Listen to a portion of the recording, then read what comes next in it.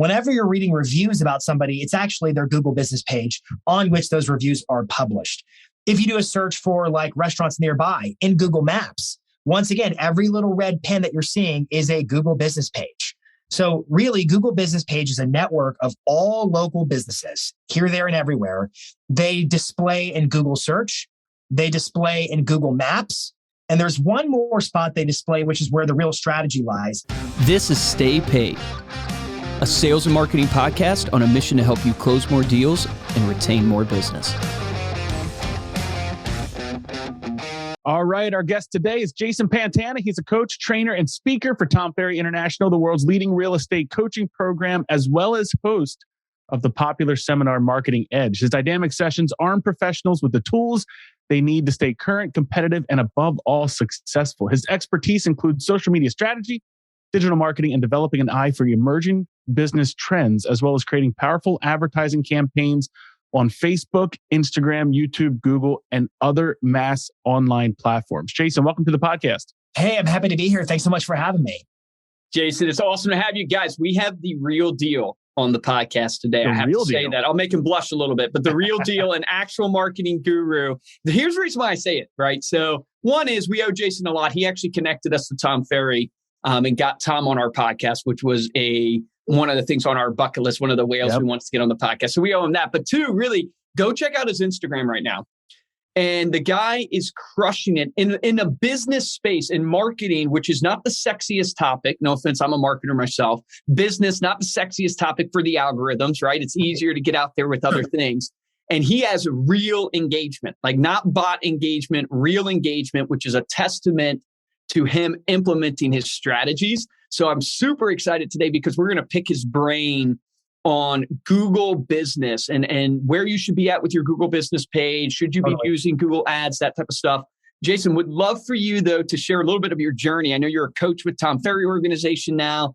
How did you end up getting there? I'm calling you a marketing guru. Kind of share a little bit of your 30,000 foot journey for us. Yeah, thanks for caring, for asking. I appreciate it. I'm super glad to be here with everybody. Let's see. I'll take you back to when I got into real estate. I got into real estate in 2010. I'll spare you all the details. There are many. I had moved to Nashville as a musician.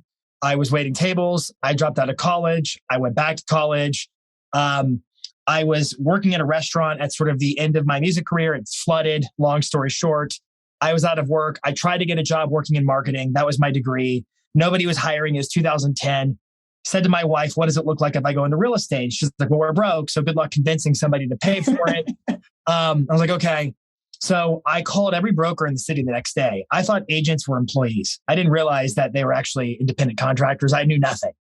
And I got laughed off the phone a lot, but there was one lady who was like, come see me tomorrow morning. I was like, okay. So I got dressed up, went in, and I talked to her the next morning. And somehow she agreed to front the money for me to get licensed. It was recoupable through my commissions. I was rookie of the year the first year. Within about a year and a half of selling, I was picked up by the National Association of Realtors. I went on the road speaking for this traveling roadshow conference they had, which was a blast. Wow. That led to a booking agent and a lot more speaking. And then it led to getting hired by Coldwell Banker. I went to work for Realogy for Coldwell Banker's headquarters, which is where I met Tom Ferry. And when I got into coaching, and I was working for Realogy in like 2013. So it all happened pretty quick up into that point. Met Tom. I would plan the events and lead the events. And so Tom and I would share a lot of stages. I would hire him as the keynote speaker for a lot of our events. And there was this running joke internally that eventually I was going to leave and go work for Tom Ferry. And I'd be like, stop it. That's not going to happen. I'm not going to do that. I'm not going to leave. Then I did. And I was like 6 years ago. So I've been working with Tom for the last 6 years as a coach and a speaker, and I love it. It's been fantastic. Leading different events, speaking at different industry conferences and events for different companies on behalf of Tom Ferry and so forth. Coaching clients individually, working like kind of just one-on-one with agents, seeing what works in their marketing, seeing how they can grow their pipelines and how they can be more productive in their businesses. It's been awesome. Working. How many agents do you coach right now? Personally, just about 40. 40. Okay. Awesome. And I got to ask, man, because you're in Nashville, country music, what type of music? pop country is what it ended up being. Pop country. Is something back there. Luke just wants someone to join him in the embarrassment of liking country music. That's all. Yeah, I love country music, man. I love it. There's something about marketers and musicians, because we interview so many people on here. Like, I'm a musician myself. I was in a family band growing up, thought I was going to be a musician. Something about that. My parents were in a gospel quartet. Oh, well, there you go. So my dad's a pastor. So I was in that homeschooled family band traveling around. It's a Gaithers band, right? Yeah. I have some overlapping history, no doubt. maybe, we saw you out on the road or something. I don't know. Yeah, so probably not. Yeah. Let's dive into the topic of Google business pages, because I wanted to focus here. We've never really had someone come on that's been able to give tips and coaching on Google business. It's obviously something that's hot right now. There's an opportunity, and I've loved your stuff that I've seen on it. Could you walk people through, well, one, what is it, and where should they be focused when you're thinking about Google? Yeah, so Google business pages, as of a week ago, before that, they were called Google My Business Profiles. And in fact, it's worth noting there's been a long history of name changes for this product. It was at one point called Google Local, Google Plus Local, Google Places, Google My Business, and now it's Google Business Page. I'm pretty sure it just has to do with somebody comes in, there's a new director, and they want to leave their stamp on something, so they change the name for no apparent reason. So look what I made. I made Google My Business, whatever. It's called Google Business Pages. What it is basically a profile for every local business. So Google's got a huge challenge. They're a search engine, but they're supposed to be able to magically pull out of a hat the perfectly tailored search based upon the intent of whatever search you as a Googler put in the browser. Whether that search is of macro global intent, whether that search is of local intent, Google is supposed to decipher, they mean something local. And so that's a big challenge of theirs, is how do I serve up the most relevant results, whatever the search is? And so when it comes to one of their a huge search volume on Google is local intent searches. They're looking for restaurants, they're looking for plumbers, they're looking for tree cutting services, they're looking for doctors and attorneys and real estate professionals and insurance agents and any kind of a local practitioner, local business footprint. They're looking for it on Google. And so that Google business page, again, Google My Business Network, has become basically the listing, the yellow pages of all those businesses. Yellow pages being a reference back to the 90s for those who had phone books. I am aware that a large part, there's probably people are like, what's a yellow page? I'm sure there's many. It's a directory of all businesses. So when you set up a Google business page, you can simply make sure you're logged into the right Google account. So there's a lot to know about this. You probably have a dozen Google accounts, a Gmail, a G Suite, or whatever. Make sure that you're logged into the one that you want to be logged into, because whichever one that is the primary owner of the Google business page. So you're logged into Google, and then you go to business.google.com/create. You make your profile. And just for reference, these are the profiles that will pop up. If you do a search for best realtor nearby, you'll see results. If you search for, I'm thinking of clients of mine, Far Group Northwest out in Spokane, Washington, their Google My Business page will pop up on the right-hand sidebar. It'll have photos, it'll have their address, it'll have a phone number, it'll have reviews and all that kind of stuff. Whenever you're reading reviews about somebody, it's actually their Google business page on which those reviews are published.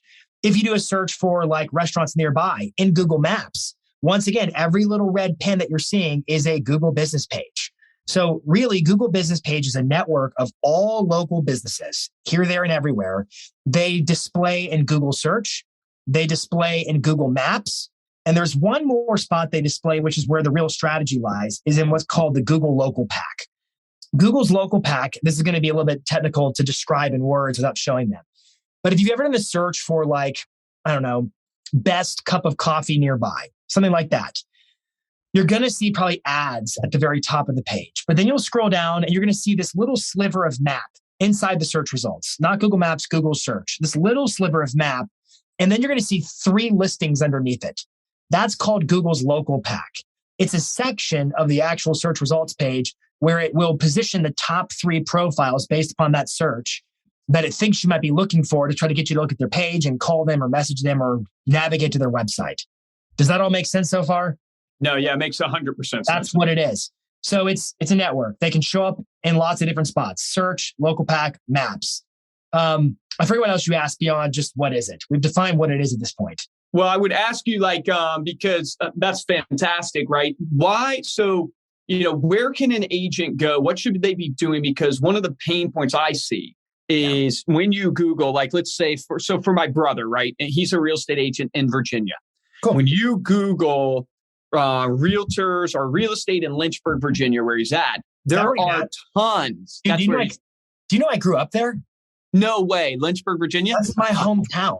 Did no way, man. Yeah, what's your brother's name? Stephen Akery. Are you kidding me? Yeah. I grew up there. That's my hometown. That's wow. That's where he lives right now, right? So he went to Liberty University. So that's so funny. That is crazy, man. We have a lot to talk about. So I grew up an hour from Lynchburg. Okay, nice. Yep. So I grew up in total side note. Everybody's like, all right, guys, get to the point. But no, this is really fascinating. But anyway, so there's a ton of real estate agents, right, that pop up. Yeah. And so, how does Stephen go about trying to move his profile up in what comes up in search? What are some of the tactics there that he can do? So I'm going to get technical on you for a second. So let's go back to how your profile can rank in searches. One is somebody types in his name directly, and his name has enough location authority that Google has now learned to associate his business profile with the search of his name. Now, what's his last name again? It's Akery, A-C-R-E. Oh, it's your name. Sorry, Stephen Akery. Sorry. Okay, so let's say I type in Stephen Akery.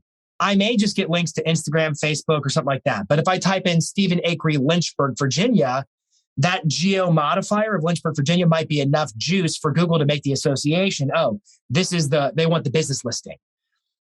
So location authority is basically, it's not something you can capture in a bottle per se, but it's over time with more reviews, more posts, more SEO, all things pointing to, as Google gains confidence that when people are looking for you, they mean the business. So that's one thing. If somebody types in his name directly, he should rank if his profile is set up right. But he's not competing against anybody else unless his name was like Stephen Smith, then he might be competing. The other way, though, is on job description searches. So best realtor nearby, real estate agents, Lynchburg, Virginia. Those types of search phrases are way harder to compete on. And where the competition will go is in the local pack. So again, if they just typed in his name, Lynchburg, Virginia, it's going to be that right-hand panel where it's got the photos, the maps, the link to his website, the reviews, and it's just his. That's called the knowledge graph. That's what they call that on Google. If it's best realtors, Lynchburg, Virginia, it's going to be the local pack, that sliver of map, 1, 2, 3 results, basically. How does he rank there? Well, there was a study done last year by, I think it was Bright Local or one of the big, there's a bunch of local SEO companies, mostly based in Toronto, strangely. And they did a study on what are the top ranking signals that Google is actually algorithmically looking for when it decides which of those profiles rank. And there are some variables you can't control. Like, for example, your proximity to where the search went down. So if somebody looks for best realtor nearby and they're literally a block away from Stephen's office, which is listed as his physical address, he's going to do well in that search simply because of that proximity. Unless there's somebody else whose SEO is so freaking amazing, they surpass him. So that's the first thing. Things he can control. One, business categories. So your Google Business page. I'm getting used to the It gives you what's called a primary category and then secondary categories. The way you should know which primary category, because this is the number one ranking signal, it matters. The way you should decide for which one should I use real estate agencies, real estate agent, real estate consultant? Which one's my first primary category? What you should do is in your market, open up like an incognito browser on Google, something like that. And start running the searches that you want to rank on. Best real estate agent nearby, best real estate agent or best realtor in Lynchburg, Virginia, blah, blah, blah. And right above that sliver of map in the local pack, there will be all black text, slightly large, and it will state the name of the category that it's prioritizing.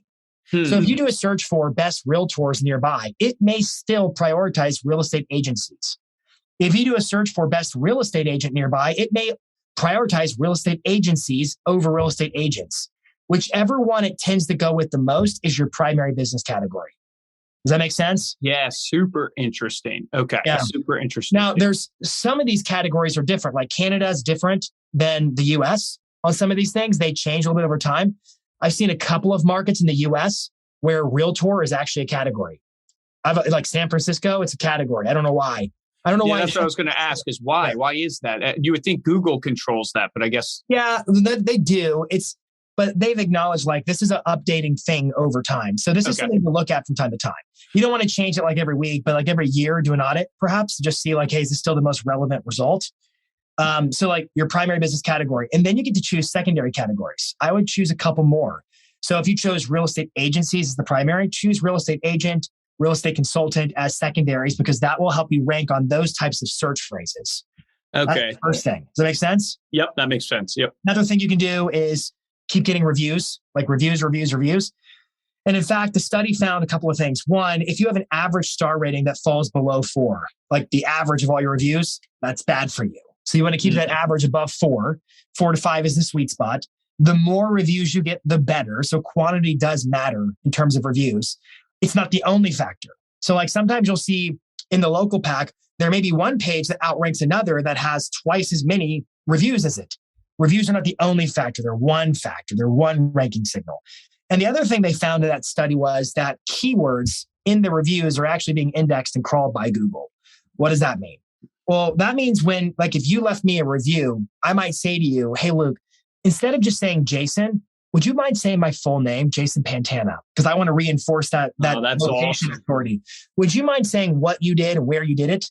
We bought a house in Lynchburg, Virginia for investment or whatever it might be, right? So those are building like geo modifiers, job description modifiers, like real estate agent, realtor, what a great sales agent. Just some light coaching with your folks to try to get some of those keywords put into it. Now, if Google finds this to be patterned and suspect, they will just not publish the reviews.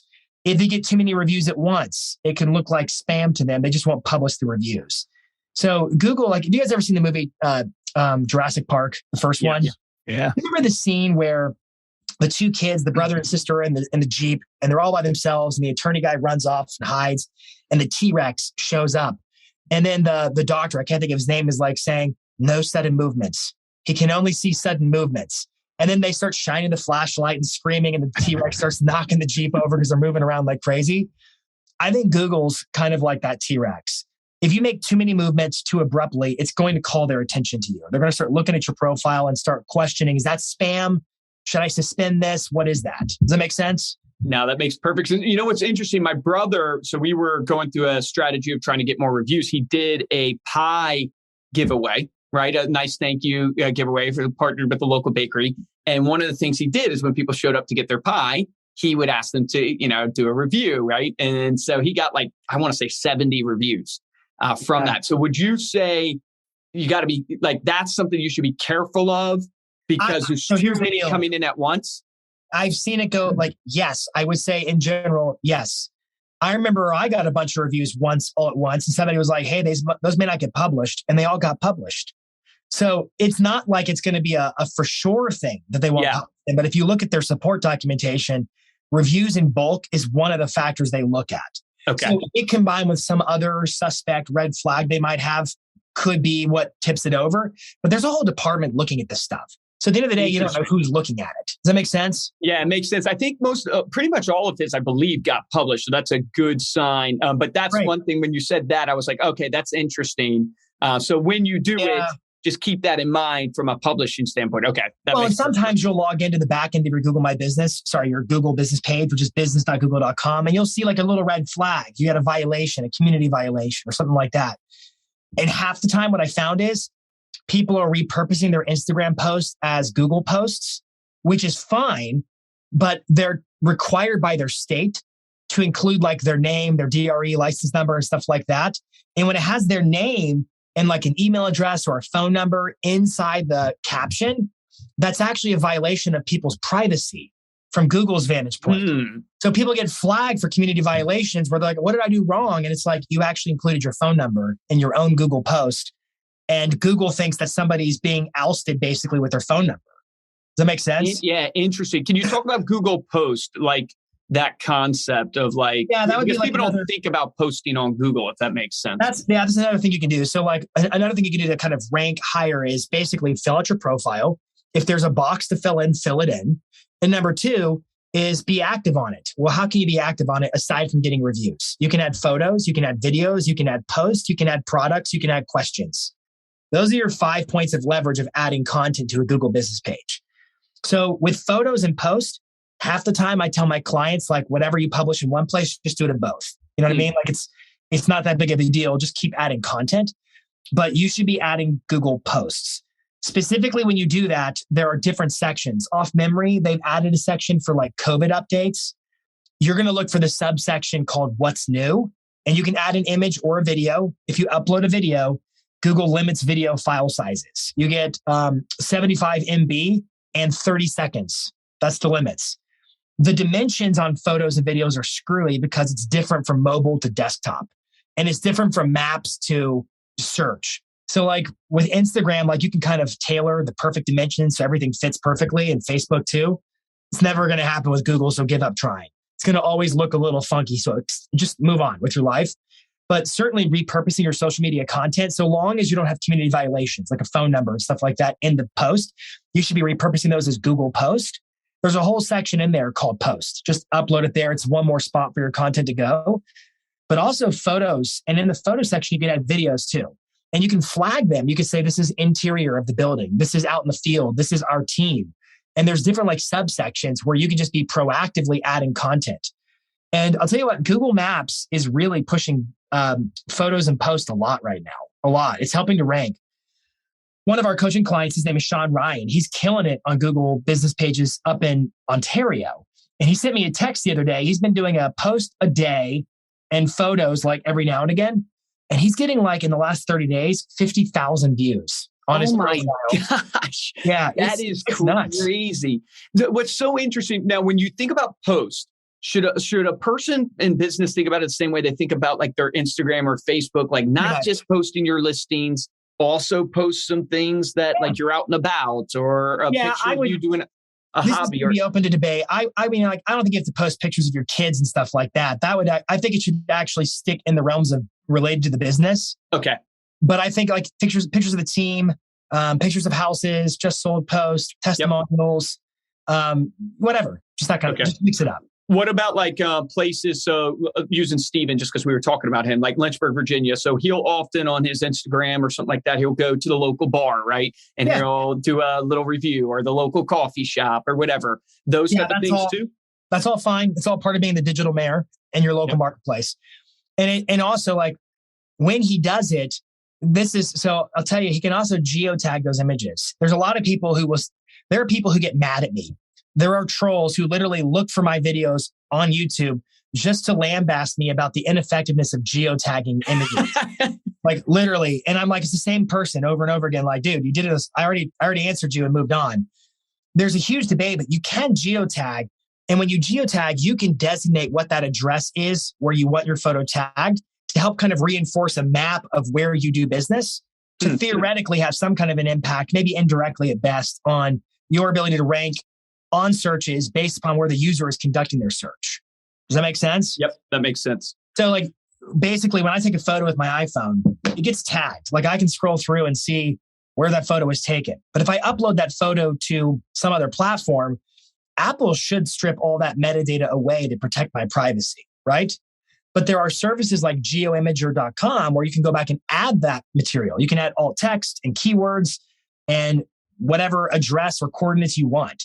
So theoretically, your brother could flag things at his office or at, downtown Lynchburg, maybe like down by the James River or something like that. Wherever's a hot spot, he could do that and theoretically reinforce it. Now, that if somebody tries to download that photo from your Google business page, that data has been stripped away. Same as any other platform would strip that metadata away.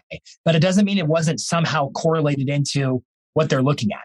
Anyways, just a little sidebar. So much, I mean, good gosh, it's so much valuable information. I mean, I'm learning a ton here. Can you, just switching gears a little bit from the organic side to the like paid side with Google, like Google, like this certified local business professional. Can you explain, like, what is this all about? I did a presentation this morning, and the first point for 2022 marketing was literally all in on Google. Like just, I'm telling my clients, get all in on Google. Whatever they're selling you, buy it right now. And there's the reason for it, because one, Google clearly has local businesses in their optics. Clearly, they've made several ad products that are specifically for local businesses. One of which is Google Local Services Ads. Now, Google local services ads can sync up with a Google business page, but they're not the same thing. They're separate. You can get reviews on your Google business page that sync over to your Google local services ads, but you can also just get reviews on your Google local services ads. Google local services ads are a product that had been around for a few years, but they came out for real estate, I want to say last year. I think it was last year, maybe slightly before that. They're not in every market. There are parts of Canada where they're not available yet. What I would do is search Google local services ads and then click the ad at the top and then start running them. They're not hard to set up from a technical standpoint, but they're tedious because they're going to make you perform a background check. They're going to want to see proof of your insurance. Most states in the US, the broker holds the E&O policy, the errors and omissions policy. So it's hard to get your name on that, but they're going to go through a screening process. Under the umbrella of Google local services ads, there's a couple of sub products. There's Google Screened and there's Google Guaranteed. Google Screened applies to real estate. What it means is Google gives their little stamp of approval that we have screened, we have background checked, we've looked at insurance and proved licensure of this individual. So like if I do a search for best realtors nearby, I'm going to see those ads at the very top and it would say Google Screened if they've been screened. Mm-hmm. There are some industries where they do Google Guaranteed. We don't have that in real estate, but that means like if you have a bad experience with the Google Guaranteed provider, Google will reimburse you money for what you put into it. Wow. So they literally put their money on the line for some of these businesses. I expect that could be coming one day, but that seems to kind of cross boundaries of brokerage, and I don't know how murky that's going to get when they decide to move in that direction.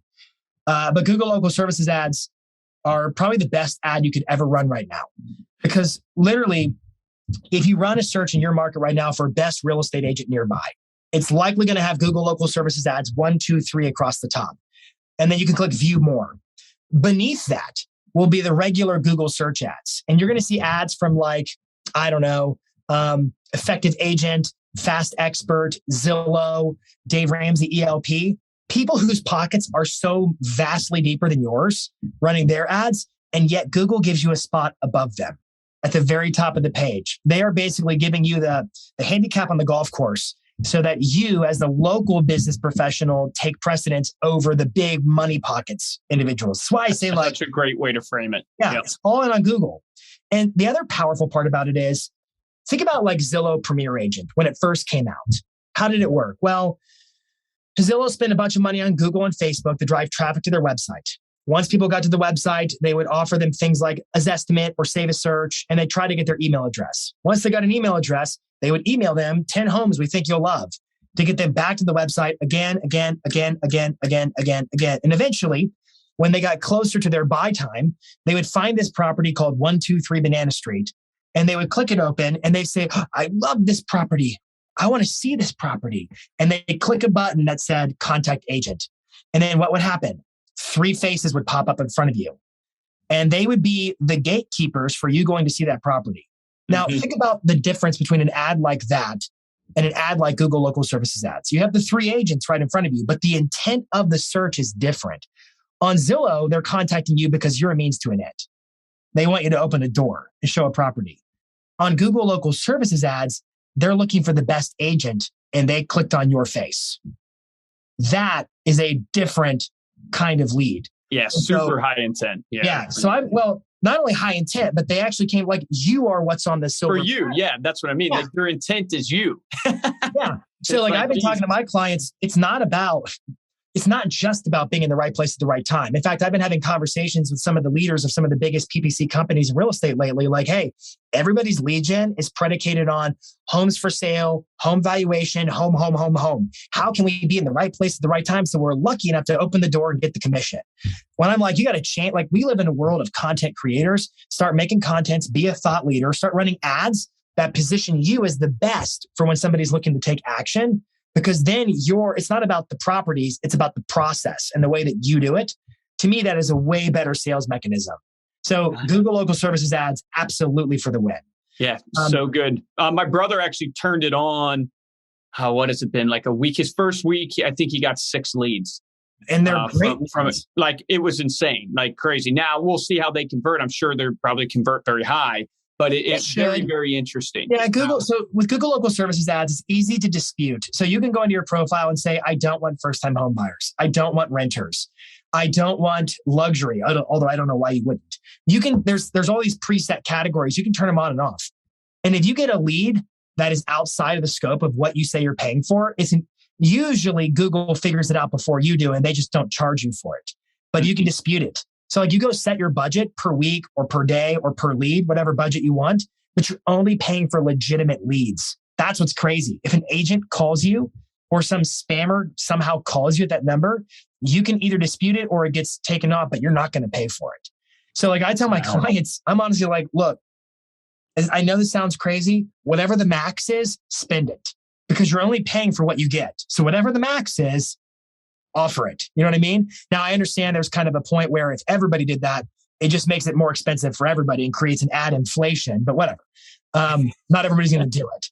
So that's a big thing. Also, like be aware if you don't answer the phone, they're paying attention and they're going to stop giving you leads. So you have to answer that phone. A lot of people are using like call attribution numbers, which is okay, but there's a little trick with your Google business page. Your Google business page, like there's primary data on that that's important. It's your phone number, it's your name, it's your address, it's your website. And if Google starts crawling around the web and seeing different phone numbers for you here and there and there and there, it creates uncertainty from their vantage point from an SEO standpoint. So having a consistent number actually matters. I understand why you might want to have like call routing and stuff built into it with like a call action or a call rail or something like that. But still, that number matters. But anyways, I digress. You got to answer the phone. If people call, you should be logging notes in their system. These are things you can do to rank better. If you aren't open in the middle of the night, don't be available in the middle of the night. Because if they call you, you're toast. Does that make sense? Yeah. And your Google report will even give you missed calls each week, right? Like they actually send you an email. Yeah, and it records everything in there. So everything's recorded. It's a pretty powerful tool. So as far as Google goes, it's Google business pages. It's Google local services ads. There's inside your Google business page back end, there's a big button that says create an ad. You should click that one too. That's called a local finder ad. And you just literally follow the prompts to get more calls. That one can help you rank inside of maps and other places to get those calls. Now, it's not going to be the moneymaker that Google local services ads is, but it's one more place to rank. Man. I have seen, I was looking for a pizza place a couple months ago with my kids. So I did like a pizza restaurants nearby. And I noticed in that local pack, it showed an ad at the top of it. Now it was for a different vertical, it was restaurants. And I think they were beta testing it, but it seems like, and I'm kind of speculating, I think Google is going to start allowing those ads, those local finder ads to actually rank on the main page of Google in that local pack. Now, when that happens, to me, that's a freaking game changer. Those would be great ad placements. Yeah. Yeah. I also think YouTube that was like a masterclass right there. Yeah, that was unbelievable. But they're not done. They've got Google Display Network ads. They have Google search ads. They have, I saw a new one this morning. I got to research it because they're constantly adding new ones. They have smart campaigns. They have discovery ads. They have YouTube ads, and YouTube ads have discovery ads, and YouTube ads have in-stream ads. Like anything Google offers for ads, do it. Now, Jason, we're going to have you back on and go through some of those other tips. I actually was just kind of sitting back enjoying that with letting these two Virginians get reacquainted and everything. Virginians, yeah. These two Fluvanna Countyans. All right, Jason. Well, Fluvanna County is about an hour away from Lynchburg. Oh, it is? All right. Maybe a little over an hour. Which way is Fluvanna County?